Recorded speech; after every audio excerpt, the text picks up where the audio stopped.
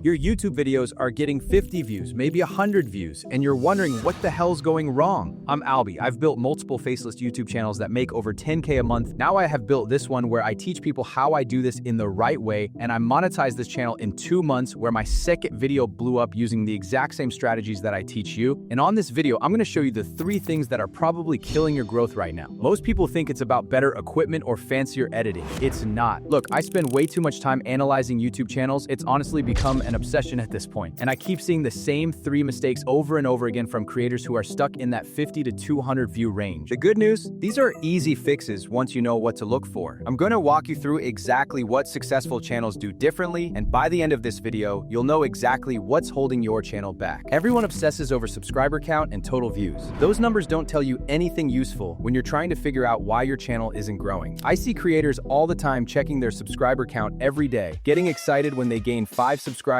getting depressed when they lose 2. That's completely backwards thinking. Subscriber count is a vanity metric. It doesn't tell you if your content is actually good or if people want to watch it. I know channels with 50,000 subscribers that get 200 views per video, and I know channels with 5,000 subscribers that get 20,000 views per video. The second one is obviously doing something right, and it has nothing to do with how many subscribers they have. I mean, I got only 5 subscribers when I published this video, and this one alone brought me plus 4,000 subscribers alone. Here's what actually matters: click-through rate and watch time. Let me show you what I mean by pulling up some real analytics from one of my channels. This is one of my new channels that I just launched. See this number here? 10.4% click-through rate. That means when 100 people see my thumbnail and title, about 10 of them actually click. And this number, 3 minutes 47 seconds average watch time on an 8-minute video. So people are watching about half the video. Those are the only 2 numbers that matter for growth. Let me explain why these numbers are so important and what they actually mean for your channel's success. Click-through rate is basically YouTube's way of measuring how compelling your packaging is. Your packaging is your thumbnail and your title working together to make someone want to click on your video. If your click-through rate is below 8%, that means your packaging is weak. People are seeing your video in the recommended feed and search results on the home page, but they're not interested enough to click. This could be because your thumbnail doesn't stand out, or because your title doesn't create enough curiosity, or because the combination of your thumbnail and title doesn't match what people in your niche are looking for. For example, if you're making gaming content, and I don't suggest you do because the RPM on these kind of niches right now is pretty low, but just to take a sample, your thumbnail looks like a screenshot from the game with no emotion, no text, no visual interest. People are going to scroll right past it. Gaming thumbnails that work have bright colors, shocked facial expressions, big text, lots of visual elements that grab attention. Or if you're making educational content and your title is something boring like how to do math, nobody's going to click that. But if your title is the math trick teachers don't want you to know, now you've created curiosity and people want to find out what the trick is. The best way to go with this is just try what you see that is working for your competitors. You don't have to come up with the best new thing. Alright, now you have fixed that. People are clicking your video because of your great thumbnail and title. Now, what is important next is the average view duration. It tells you if your content is actually good once people click on it. This is where a lot of creators mess up. They spend all their time making a great thumbnail and title, get people to click, but then their content is boring or doesn't deliver on what they promised, so people click away after 30 seconds. YouTube sees this and thinks, okay, people clicked on this video, but they didn't watch it, so it must not be very good. And then YouTube stops recommending your video to other people. You want your average view duration to be at least 40% of your total video length. So if you make a 10-minute video, you want people watching for at least 4 minutes on average. Focus on studying successful channels in your niche and modeling your thumbnails and titles after what's already working. If your click-through rate is good, but your average view duration is below 40%, your content needs work. You're getting people to click, but you're not keeping them engaged.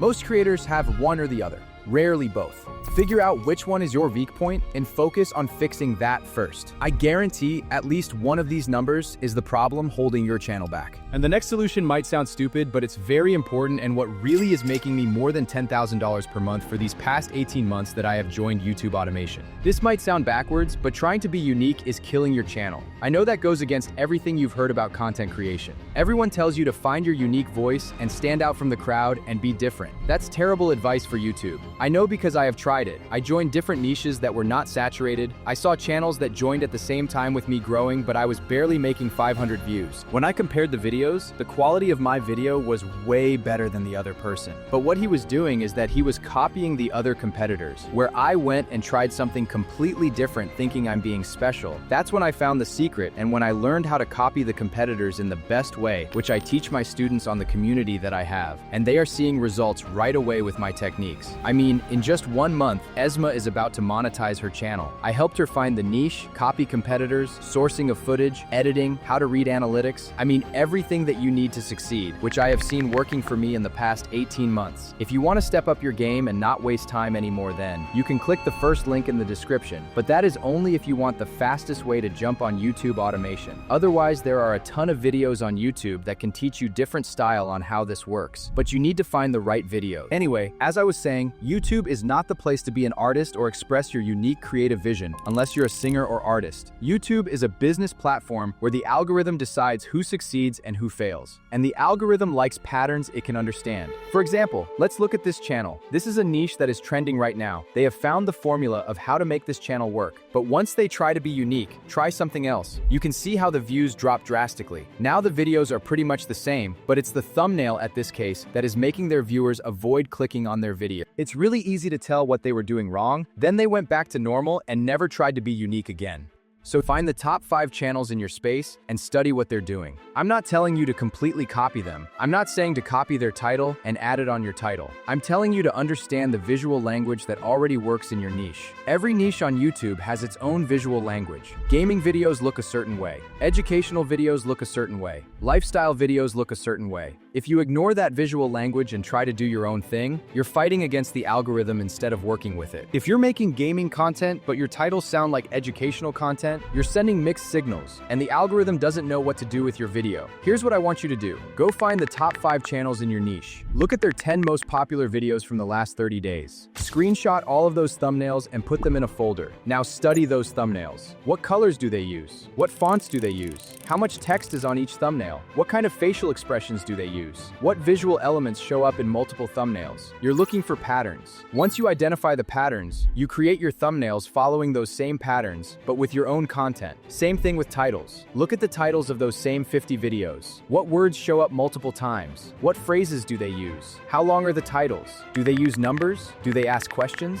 Again, you're looking for patterns. Then you create your titles following those patterns. You're not copying anyone. You're speaking the language that your audience already understands and responds to. Your unique perspective and personality come through in your actual content, not in trying to reinvent how YouTube thumbnails and titles work. I had a student who was making fitness content with really artistic thumbnails. They looked cool, but they looked nothing like fitness content. His videos were getting 100 views each, exactly like me when I told you earlier that I tried to be unique and I failed. I told him to study the top fitness channels and model his thumbnails after theirs. Within a month, he started a new channel and shared this video with me. He just launched around 1 month ago, and you can see that it's following my path. Viral on the second video that gained over 10,000 views, different from the first one with just 600 views, and the views just start growing. Same person, same content, same value. He just started speaking the visual language that fitness audiences expect and implementing what I taught him. This isn't about being fake or selling out. This is about being smart and working with the platform instead of against it. Next, this is that most people upload in the wrong time. Most people upload whenever they feel like it. They make a video, upload it, then wait a week or 2 before making another one. That's not a strategy, that's a hobby. YouTube rewards consistency, but not the way most people think. Everyone thinks consistency means uploading every single day or having a perfect schedule where you never miss a day. That's not what I'm talking about. Consistency on YouTube means being predictable. It means the algorithm knows when to expect